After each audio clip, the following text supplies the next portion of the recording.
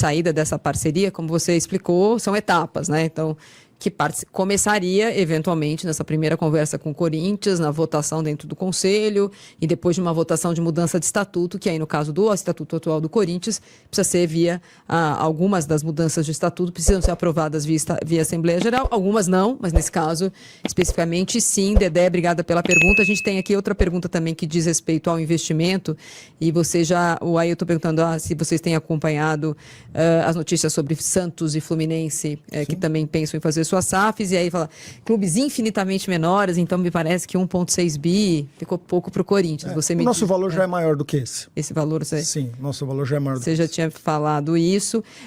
Temos várias perguntas aqui e ainda há uma confusão, por isso que eu vou voltar nessa pergunta, não sei exatamente se foi na hora que a gente teve a questão do vídeo e áudio, que é qual é a natureza dessa SAF. Ainda que a lei da SAF no Brasil seja a única, a natureza dessa SAF não é comparável nem com a SAF que a gente conhece hoje, a SAF do Cruzeiro, a SAF do Atlético Mineiro, a SAF do Botafogo, a SAF do Vasco, a SAF do Curitiba, que mais, Pipo? A SAF do Bahia, do América Mineiro, Fortaleza. Por aí. Antes da nossa live começar aqui, a gente estava falando sobre as inspirações. Então, para entender a inspiração disso, eu acho que esse assunto SAF virou um assunto muito debatido no futebol brasileiro. O caso do Bayern de Munique, agora teve NFL, como você falou, o caso daquela cor que não se pode falar, Packers. Queria que vocês falassem da inspiração e por que nesse caso, acho que é importante explicar isso muitas vezes, porque tem muito a ver com o vídeo que vocês falaram. Ninguém está comprando o Corinthians, é o corintiano, no caso que vocês estão explicando, assumindo o Corinthians.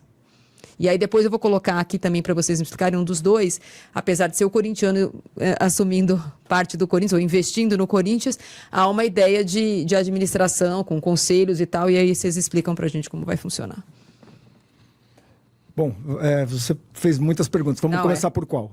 Não, sobre a natureza e a inspiração desse tipo de SAF. Bom, porque não é uma SAF, quem está comprando o Corinthians é o Carlos Teixeira. Não, claro, claro. Então, vamos lá, Marília. Inspiração, né? Que tipo de SAF? Se a gente for olhar o próprio acrônimo, né? SAF, Sociedade Anônima do Futebol. Quer dizer, Sociedade Anônima significa que você pode ter um ou vários donos. Né? No nosso caso, nós teremos milhares de donos. São os corintianos. De novo, com limite máximo de compra, para ninguém ter poder... Qual é esse limite?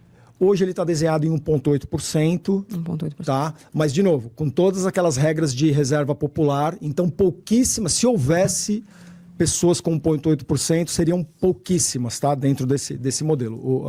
As ações estariam muito pulverizadas. Né? Até para que o nosso amigo entenda, o limite do Bayern de Munique acho que são 5%, né? Eu não sei te dizer. Acho que as empresas, 5%. As várias empresas parceiras, acho que elas podem chegar a 5%. Não, acho que não, Piperno. Agora, eu me lembrei aqui, o Bayern, bom, de novo, né? Salvo engano, 70% são dos torcedores, tá? Isso. E 30% são de 3 empresas. Adidas, Allianz e Audi, 10% cada um, tá? Exato. Então, da onde vem a inspiração? A inspiração vem da nossa história, Marília. A inspiração vem do fato do Corinthians ser um clube fundado por operários, com poucos recursos, que ousou ganhar dos clubes ou disputar campeonatos e vencê-los contra os clubes ricos da cidade através da união das pessoas. A nossa inspiração vem daí. A nossa legislação, a legislação da Sociedade Anônima do Futebol, permite que esse modelo, com milhares de donos, seja implementado. Quer dizer, nós não estamos distorcendo a legislação nem criando qualquer tipo de anomalia para adaptar milhares de corintianos. Então, nós temos motivos ontológicos para ter o corintiano como dono e nós temos respaldo legal para que isso seja feito. Tá? Então, acho que isso responde à questão da diferença e da inspiração. Certo. Eu vou pedir para o Gabriel. Gabriel, tem uma tela na apresentação deles que fala da organização do que, chegando na última etapa que você falou, né, passando por essas etapas, depois eu não sei qual é a previsão que vocês têm, otimista e conservadora para isso, caso seja aprovado, de como seria, então, a administração do Corinthians a partir do momento 1 dessa sociedade. Clube, torcedores. Coloca para mim, Gabriel, também aqui na tela, porque daí ajuda. Eu estou vendo aqui, a gente está vendo na tela agora 4 dos idealizadores e a gente está falando sobre empresários e pessoas que se reuniram pela primeira vez, já contei essa história, depois que saiu a primeira lista dos maiores doadores da vaquinha da Arena. E a partir dali começou a conversa. Então, não, é o anterior, por favor, Gabriel, esse aqui. Então, se você puder explicar para a gente, um de vocês, a gente divide a tela e vocês explicam para a gente o que seria isso. Mas, assim, principalmente, é bom olhar que talvez a gente não conheça os corintianos a partir desse momento, nenhuma daquelas pessoas que estavam lá desde 1911, que em 1910 eles não estavam, eles não são operários, mas começaram a mandar em 1911. Por favor. Marília, eu só queria, antes até de seguir, colocar 2 pontos aqui. O último balanço do Corinthians foi auditado por uma empresa que se chama GF Brasil Auditoria. E concluíram eles que, feita a análise, há uma incerteza relevante que pode levantar dúvida significativa quanto à capacidade de continuidade operacional do Corinthians. Né? Isso é o que os auditores independentes disseram.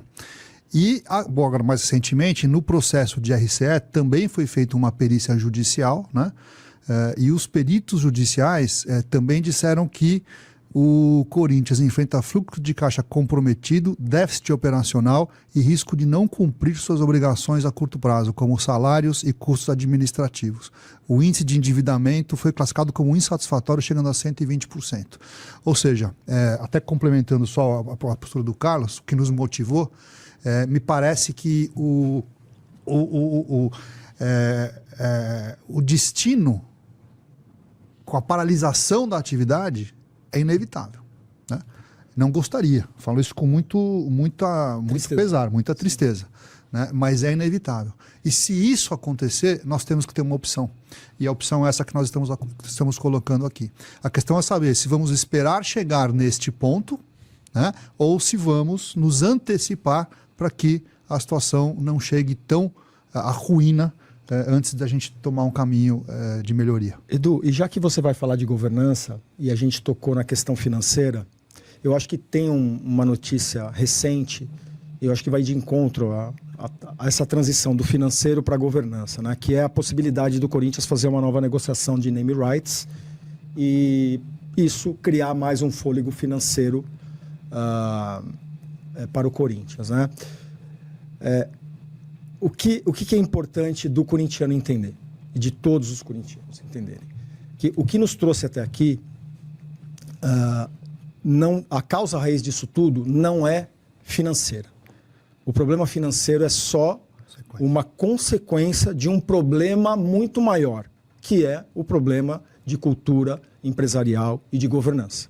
Então, ainda que o Corinthians consiga fazer um name rights, antecipar, comprometer mais o seu futuro, ainda acima do que já está comprometido hoje, isso vai dar apenas mais uma sobrevida, mas o problema raiz não vai ser resolvido e nós vamos seguir com as mesmas discussões que a gente viu nos últimos 10 anos.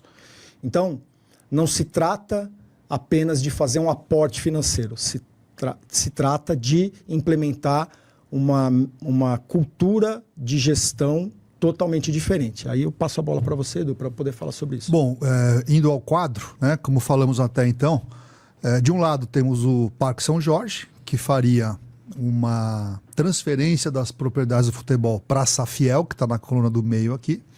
E de outro lado, os torcedores, então já investidores e investidores institucionais, relembrando, torcedores com ações com direito a voto, investidores institucionais apenas investidores sem direito a voto, e a Safiel ela teria praticamente 2 blocos ou 2 donos. De um lado, o Parque São Jorge e seus respectivos associados, e de outro lado, essa invasão fiel com todos os seus investidores torcedores.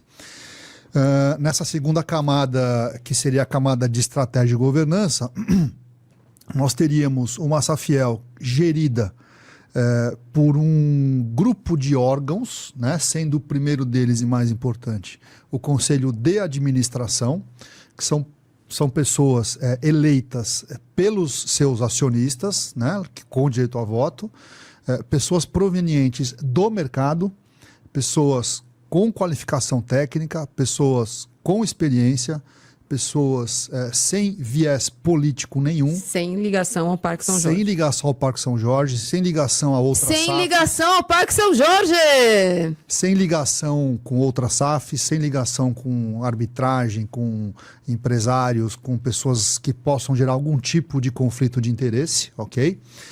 Com metas bem definidas, objetivos a perseguir, tá? E esses conselheiros, eles, nesse viés aqui da terceira camada, eles nomeariam os executivos, que é a camada de gestão executiva, né, que seria a terceira camada lá embaixo, seria um presidente ou um CEO, também profissional de mercado, pessoas escolhidas a dedo, né, e ela sim teria como suporte todos os demais diretores para poder levar a cabo os objetivos que lhe foram dirigidos. E você tem os órgãos de apoio, quer colocar, Carlos? O Conselho Fiscal, enfim, complementa só para... Sim, só falando sobre o Conselho de Administração, e esse foi um debate bastante caloroso dentro do nosso grupo nos últimos 30 dias, né? Quer dizer, como é que a gente monta o melhor Conselho de Administração para essa organização? E foi consenso de todos que o melhor modelo é o modelo do Conselheiro de Administração independente, que é esse que não tem vínculo com nenhum sócio. Tá? Entretanto, olhando para modelos como o do Bayer, por exemplo, tá? Nós vamos sim ter representantes da torcida e do Parque São Jorge no Conselho de Administração, porém, eles são representantes consultivos. Eles não tomam decisão de gestão. Eles estão no órgão sem direito a tomar decisão. Então, é uma forma de você manter os donos próximos da gestão, os representantes dos donos próximos da gestão, sem que eles tenham o poder de tomar decisões. Tá? Quem serão os decisores? A gente não tem os nomes ainda. Os decisores são os independentes, são os conselheiros independentes. Nós ainda não temos os nomes, tá? Mas quem manda, se você for... Quem manda? Esses profissionais que o Eduardo acabou de relatar aqui. Os conselheiros independentes, ultra qualificados, com experiência. Tá? Isso é cláusula estatutária pétrea da Safiel, tá? Isso não se muda. Então, o que a gente está falando aqui é que a partir do momento que essa sociedade for oficializada, manda na sociedade ninguém do Parque São Jorge. E nem dos torcedores. Certo. Eles só votam em quem vai mandar. Votam Eles em quem vai escolhem mandar. quem vai mandar. Quem vai mandar. Certo. E aí, quem vai mandar, além de, obviamente, já existia uma expectativa dessas pessoas que se reuniram para fazer o projeto. Então, vocês estão envolvidos, a gente viu ali, envolvidos nisso. Eu queria entender a ideia de os funcionários do CT e os funcionários do estádio do Corinthians, então, essas duas propriedades, ou esses dois ativos, como vocês chamaram, seriam pessoas novas ou as atuais, mas escolhidas por essa nova direção. Você está falando de funcionários que vão trabalhar aqui na camada de gestão executiva? Técnico, o gerente de futebol, quem vai contratar para o time? Sim. Aqui embaixo, nessa terceira camada, Marília, você tem a figura do CEO. Sim. Né? E o CEO, ele escolhe os diretores dele. Os diretores escolhem os seus gerentes, os gerentes escolhem a sua equipe. Cultura empresarial. As decisões elas estão ligadas a currículo da pessoa, capacidade de entregar as metas dela e tudo aquilo que a gente está acostumado em qualquer empresa. Não tem a menor hipótese de nós termos funcionários aqui que são apadrinhados de algum sócio, por exemplo, né? Toda a estrutura é profissional, do funcionário mais baixo ao cargo mais alto. Eu não sei se eu respondi a sua pergunta. Mais ou menos, daqui a pouco você pergunta de novo. Vamos lá. Uma outra curiosidade, né? Então, como a partir, né, da implementação da SAF, na verdade, a gente está falando da constituição de uma outra empresa. Isso. Perfeito, né? Onde é que vai ser a sede dessa outra empresa? Lá no Parque São Jorge ou no estádio, por exemplo, ou quem sabe em algum outro espaço? Sem dúvida nenhuma, não seria no Parque São Jorge, né? Provavelmente a sede administrativa, por exemplo, uma boa sugestão seria no próprio centro de treinamento do Corinthians, né? Mas nós entendemos que o Corinthians também, uma marca como o Corinthians, precisaria ter algum tipo de escritório também aqui na Faria Lima, na Avenida Paulista, né? Mas, ou seja, tira o comando do Parque São Jorge. Sim, sim. É uma nova empresa que nasce com uma nova cultura, com uma nova sede, Novo CNPJ. com um novo CNPJ. É um recomeço. Quando eu falei aqui, Uma refundação quando mesmo. eu falei aqui que o porquê era fazer uma refundação administrativa, é disso que a gente está falando, né? A gente encerra um ciclo que funcionou durante 100 anos e começa um novo, de forma totalmente diferente, sem vender a um dono. Não, e pelo menos, né, tá claro para mim, mas não sei se ficou claro para todo mundo, é uma nova sociedade, uma nova empresa que vai assumir alguns ativos do que hoje é o Corinthians. O Parque São Jorge não entra nessa história. Só as propriedades do futebol. Só as propriedades do futebol. Então, Isso. o Corinthians, o clube, o Parque São Jorge, na Rua São Jorge 777, continua sendo do associado, do sócio do Corinthians, e esses dirigentes vão continuar mandando dentro do clube. Isso. E mais, sem nenhuma perda patrimonial. Salve, torcedor do Corinthians, seja bem-vindo aí ao Corinthians Fanáticos, todos os dias conteúdo exclusivo do Timão. Corinthians que pode ter aí uma SAF no comando aí do Corinthians, né? O Corinthians tá com uma dívida bilionária, não tem condição de pagar, pensa em algumas contratações ainda para a próxima temporada. Vamos ver aí você é a favor da SAF no Corinthians? Deixe sua opinião, seu comentário. Deus abençoe cada um de vocês, tamo junto, forte abraço e vai Corinthians!